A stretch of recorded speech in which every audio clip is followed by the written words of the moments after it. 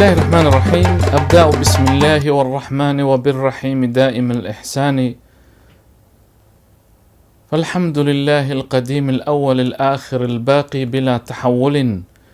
ثم الصلاة والسلام سرمدا على النبي خير من قد وحدا، وآله وصحبه ومن تبع سبيل غير مبتدع. ثم أما بعد، kusoo dhawaada barnaamijkeenii caafimaadka ee Dr. Minow Dabiib Yaqaan. waxaynu sii wadaynaa duruusteenii ku saabsanayd kaadi sokorowga. waxaa la yiri markii wiilkii gabadha guriga la isku keenay ayaa wiilkii wuxuu yiri, jannaay ay dardaar la kifade. waxay ku jawaabtay, lankii dibishay la gooriyey,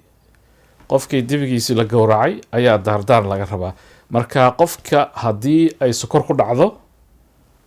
oo lagu caddeeyo kaadidiisa badan tahay, dhiigga marka la cabirana uu kacsan yahay, sokorta ay aada u kacsan tahay oo la hubiyo inay uu sokor qabo, marka qofka ma ahan in ay tahay adduunyadii oo maaragtay soo gabagabowday, waa wax dhici kara. marka hore qofka intayna ku dhicin nooca labaad ka hortag marka ayuu leeyahay. marka ka hortagga ayaa laba loo kala qaybiyaa. midna waa ka hortagga koowaad inta cudurku uusan kugu imaanin, midna waxaa la yiraahdaa ka hortagga labaad, waa markuu dhibaatadii cudurkii markii uu yimaado wixii la sameyn lahaa. marka tii hore oo ka hortaggii koowaad, qaybihii hore barnaamijyadeennii ee Dr. Minow Dabiib Yaqaan silsilada nasteexo ayaanu kaga soo hadalnay. haddana waxaynu ka hadlaynaa haddiiba uu yimaado sokorta, haddii qofka lagu caddeeyo qadar allah maashaa, wax walba way dhacaan. ma aha in maaragtay adduunyada ay soo gabagabowday oo qofkii niyadda iska dilo. marka qofka maxaa la gudboon? waxaa la gudboon inuu barto sokortaba waxay tahay waxyaabaha u daran, cuntada u wanaagsan, waxa la rabo in la sameeyo si ay u deganaato sokortana ay u xakamaysnaato, dhibaatada ay keenaysana ay u yaraato. marka ayaanu ka hadlaynaa ka hortagga nooca labaad. waa marka qofkii dhibaatadii ay timaado, cudurkii baa yimid, maxaa la qaban karaa si dhibaato aan u dhicin? horta maxay tahay dhibaatada imaan karta haddii aan waxba la qaban? haddii qofka uu damba ka gelin, waxba u aabiyeelin, wuxuu doona uu cuno, wixii sokorta kicin lahaa, xalwadiisa, subaga, sokor, shaahiga uu ku darsado, waxba uu damba ka gelin, wax jimicsi uusan samaynin, uu fadhigiisa bato, badarkiisana uu daaqo, marka dhibaatadii maxay tahay imaan karta? oo sokortii haddii mar walba ay kacsan tahay oo aan waxba laga qaban, oo aan cuntadiina lagu daaweyn, jimicsiga lagu daaweyn, daawadina lagu daaweyn, waxaa imaanaya dhibaatooyinkii lagu yaqaan. kaadida way sii soconaysaa, way sii badanaysaa, waxay dhibaatada gaaraysaa isha. kor ayaanu kasoo bilaabaynaa, maskaxda dhibaataa gaaraysa, xididadii maskaxda ayaa soo yaraanaya, dhibaato ayay gaarsiin kartaa. waxaa imaan kara waxyaabaha waxay ka mid tahay stroke qofka u keeni kara. waxaa imaan kara indhihii in maaragtay araggii inuu naxuus noqdo ilaa heer qofka indhoolnimo uu ka gaaro. waxyaabaha keena indhoolnimada waxaa ka mid ah cudurka kaadi sokorowga. wadnaha dhibaato ayay gaarsiin kartaa, xididadii ayaa soo xirmaya oo yaraanaya, dhiig fiican ma helaya wadnaha, wadna xanuun ayaa imaanaya. waxaa dhici karta qaybtii loogu talagalay xididada ay xirantay, markii ay dhiiggii uu ka yaraado qofkiina uu si fiican u socon karin, in markaa dhiig ku filan, oxygen ku filan qaybta maaragtay wadnaha ku aadan markii ay dhibaatada gaarto, oo xididka maaragtay siinaya wadnaha dhiigga markuu xirmo, qaybtaa xirantay wadnaha, qaybtaa inay dhimato ayaa imaan karta, oo wadna xanuun sida uu ku yimaado, qofkiina maaragtay noloshiisii ay khatar gasho. dhibaatada way sii socon kartaa oo korkoo dhan ayuu maaragtay, maadaama xididada iyo habka dhiig wareegga jirkoo dhan uu sameeyo oo hal meel aynu ku koobneen, waa cudur maaragtay baahsan oo maaragtay dhibaatadiisa meel walba ay gaari karto. kelyaha ayay dhibaato gaarsiinaysaa. waxa ugu daranba waa sokorta zaa'idka ah oo kelyaha soo gaaraysa, mar walba dhibaato ayay ku noqonaysaa oo uma adkeysan karaan nudihii kelyaha, uma adkeysan karaan. oo waxa xubinta kelidoo kale uma adkeysan karto, waxaa imaanaya in meeshii sifeyntii dhiigga lagu sifeynayay uu dhaawac soo gaaro oo markaa ay sokortaa badan mar walba soo gaarayso inay sun ku noqoto oo marka dhaawac u yimaadana in maaragtay ay kelidii sidai u shaqeyn lahayd shaqadeedii ay si fiican u gudan karin oo markaa howlgab ay noqoto oo qofka wixii ay kelidii sifeynaysay jirka ay ku harto oo sun ay ku noqoto oo markaa la yirahdo qofka uremic ayuu noqday ureeyadii iyo creatininkii iyo qashinkii kale oo keliyaha lagu saari jiray oo kaadida la raacsin jiray ayaa wuxuu ku harayaa dhiigga ayuu ku harayaa markaa jirkii oo dhan ayuu u wareegayaa qofkina sun buu ku noqonayaa ilaa kooma uu ku galo marka haddii aan markaa qofka lala tacaalin haddii heerka ugu dambeeya ay gaarto oo keliyihii howshiiba ay ka fariistaan waxaa markaa noqonaysaa waxa keliyaha loo qaban kara inay tahay in kelidii qofkii maaragtay keliyaha laga sifeeyo dhiigga la sifeeyo dhowr mar isbuucii 3 mar ilaa 4 mar dhowr saacadood 3-4 saacadood oo kale inuu qofkii maaragtay dhowr maalmood 3 mar ilaa 4 mar inuu maaragtay dhiig haddii laga sifeynayo haddii caloosha laga sifeynayana waxay noqonaysaa in habeen walbo markuu sariirta tago lagu xiro mashiinkii ka sifeynaya caloosha peritoneal dialysis waa kaas habeen walba ayuu soconayaa saacado badan ayuu qaadanayaa midka dhiigga laga sifeynaya hemodialysiska waa ilaa inta badan 4 maalmood ayaa dadka loo sameeyaa ama 3 maalmood marba xaaladdu sida ay tahay ayay ku xiran tahay marka ilaa 4 saacadood ayuu wuxuu qofka joogayaa xarunta hemodialysiska dhiigga lagu sifeynayo ayuu joogayaa marka dhibaatooyinka waa dhibaatada soo gaaraysa keliyaha soo gaaraysay dhibaatooyinka waxaa soo gaaraya xubnaha taranka dhibaata ayaa soo gaari karta waxaa dhibaatada ay gaaraysaa xididada lugahoo kale ayay soo gaari kartaa faraha ayaa dhici karta in xididada ay ka xirmaan cagta in maaragtay xididadeeda ay xirmaan oo haddii si fiican iyada dhanba ay xididadii ay xirmaan waxay noqonaysaa in maaragtay xubinta dhiiggii markuu ka wada xirmo oo waxba haba yaraatay dhiig aynan helaynin in ay dhimato oo ay maaragtay madoobaato oo gangrene ay ku dhacdo oo marka ay noqoto in qaybta ama farta ama suulka ama qayb ka mid ah cagta in la gooyo mararka qaarkood lugta ayay soo gaari karaan oo ilaa maaragtay jilibka hoostiisa ama jilibka meesha ka sareysa marba xididka meeshii dhibaatada gaartay ayay ku xiran tahay marka haddii la yiri lankii dibishay la gooriyey ayaa daardaar la kifadee isagaa laga rabaa inuu maaragtay qofka dhaqdhaqaaq sameeyo waa inuu bartaa sokorta waxyaabaha u daran waa in maaragtay cuntada kicisa dhowr mar ayaynu ka soo hadalnay insha allah marar kalena waynu ku hadli doonaa xagga cuntada maaragtay qofka in waxyaabaha sokorta kiciya inuu iska yareeyo sida badarka oo kale bariiska baastada waxyaabaha galeyda ka samaysan masagada digirta aan dhahine qamadiga kuwaasoo dhan carbohydrates kuwa maaragtay cuntada ka tirsan ayay yihiin marka sokor badan ayaa ku jirta laakiin lagama maarmo oo qofkii jirkiisa wuu u baahan yahay tamar ayuu u baahan yahay qayb yar ayuu ka qaadanayaa mar walba markuu wax cunayo qayb ayuu noqonaysaa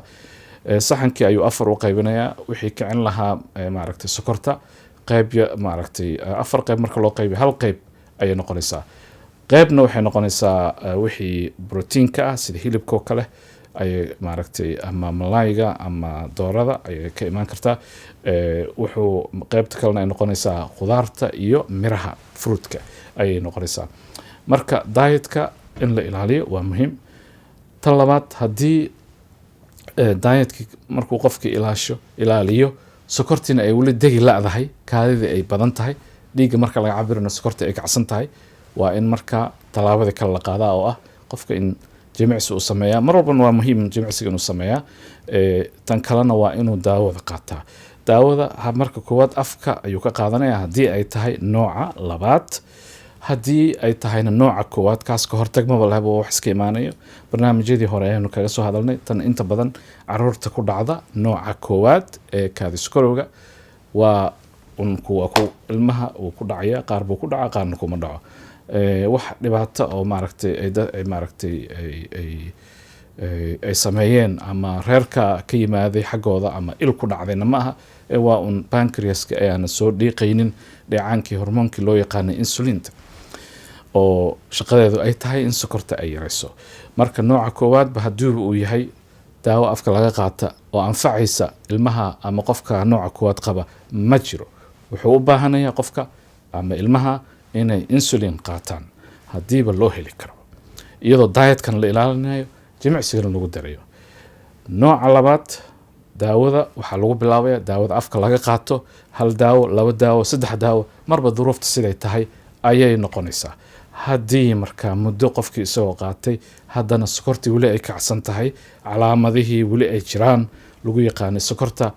daalkii badnaa, oonkii faraha badnaa, kaadidii zaa'idka ahayd, waxay noqonaysaa markaa haddana markasta ay sokorta kacsan tahay in maaragtay daawada afka laga qaadanayo lagu sii daro inuu qofka insulin isku duro, cirbadii lagu duro. maaragtay taana ma ahan in laga baqo, waayo insulinta waa wax jirka uu soo daayo caadi ahaanba pancreaska ama ganaca xubinta ka dambeysa caloosha oo maaragtay retroperitoneal organ, xuubka ku dahaaran xubnaha ku jira ubuucda saabka maaragtay jirkeena, xuub weyn oo dhinacna horey ayuu ka daboolaa, dhinacna gadaal ayuu ka qariyaa. marka xuubka ayayba kasii dambeysaa oo ubuucda ayay ka baxsan tahay oo caloosha gadaasheeda ayaa laga helaa organka ama xubinta. marka xubinta dheecaankay soo dhiiqaysay mid ka mid ah oo loo yaqaano insulinta ayaa maaragtay ayaa lagu siinaya, waayo qofkii kuma filna tiisi oo wuxuu u baahan yahay mid dheeraad ah in banaanka looga keeno. marka inuu qofka ka baqa ma aha, qiyaasta loogu talagalay hadduu ka qaato waxayba keenaysaa inay ka yarayso dhibaatooyinkii sokorta ay ku keeni lahayd, oo dhibaatooyinka indhaha soo gaari kara, dhibaatooyinka wadnaha soo gaari kara, dhibaatooyinka kelyaha soo gaari kara, dhibaatooyinka xubnaha taranka soo gaari kara, dhibaatooyinka adimada sare iyo kuwa hooseba, gacmaha, lugaha, faraha, suulasha soo gaari kara ayay yaraynaysaa. oo xididadii ayaan ka wadaa in maaragtay qofka ayna dhaawac ka soo gaarin oo aynan ka xirmin, oo markaa xubintii ayna dhiman oo ay ka madoobaanin oo gaangarin ay meesha imaanin. marka qofka marka lala taliyo oo tala raac uu noqdo, oo taladii howlwadeenada caafimaadka iyo takhaatiirta iyo kalkaaliyaasha ay la taliyaan, waxaa habboon inuu ku dhaqmo, inuu taladii qaata. isaga ayay dantiisu tahay, isaga ayaana muhiimka ah, qofka muhiimka ah oo fulinaya, waayo daktarka wax yar ayuunbay isla joogayaan. marka loo sheego ayaa la rabaa inuu ku dhaqaaqo noloshiisa oo dhan, qofka sidii uu u maareyn lahaa, sidii sokorta u xakameyn lahaa oo wax uga qaban lahaa, inuu ku dadaalo oo uu saaxiib la noqdo. taa ayaa wanaagsan. marka qofka marka lagu sheegay sokortii oo xagga takhtarka muxuu kala qaban karaa, marka uu takhtarka u tago qofka in la siiyo mashiin oo isku baaro qofka oo maalin walba inuu iscabiro. markuu soo kaco isagoo qatan oo aan wax cunin, heer baa laga rabaa sokortiisa. marka uu wax cunana heer kale ayaa laga rabaa. qofka marka uu qatan yahay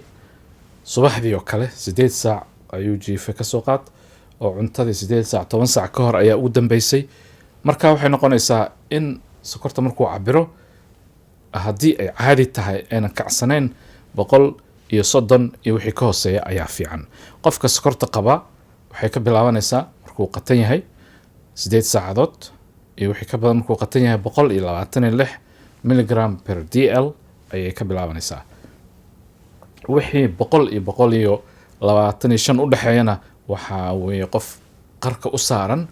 sokortii ama prediabetes, oo weli kuma dhicine ilaali ayaa la leeyahay. laakiin marka 126 isagoo qatan ay noqoto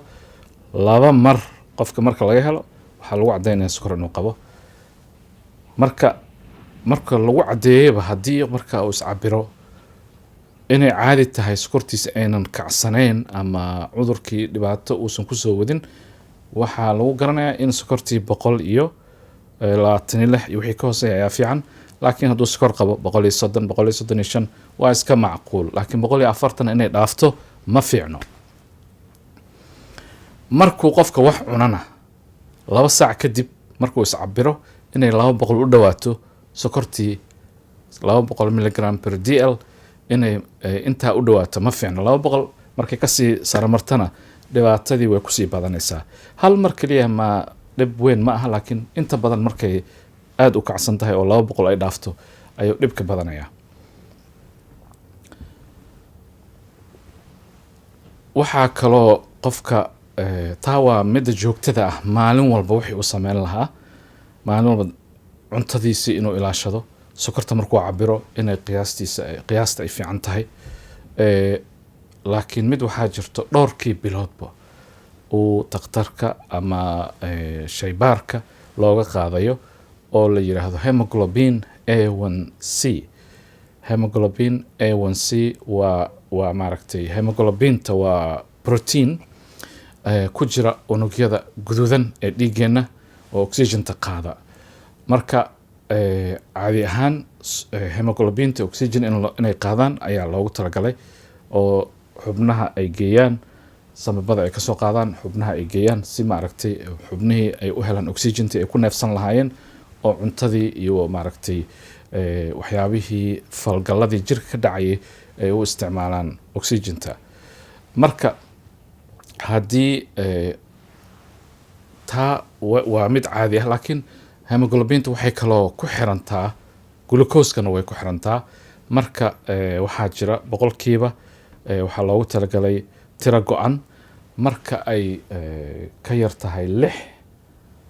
5.9 iyo wixii ka hooseeya way fiican tahay laakiin haddiiba 6 ay soo gaarto waxaa laleeyahay qofka sokortii qarka ayuu u sugan yahay 6 ilaa 6.4 boqolkiiba markuu joogo ama 5.9 xataa shaybaarada qaarkood ayaa sheega ilaa 6.4 markay noqoto waxaa laleeyahay qofka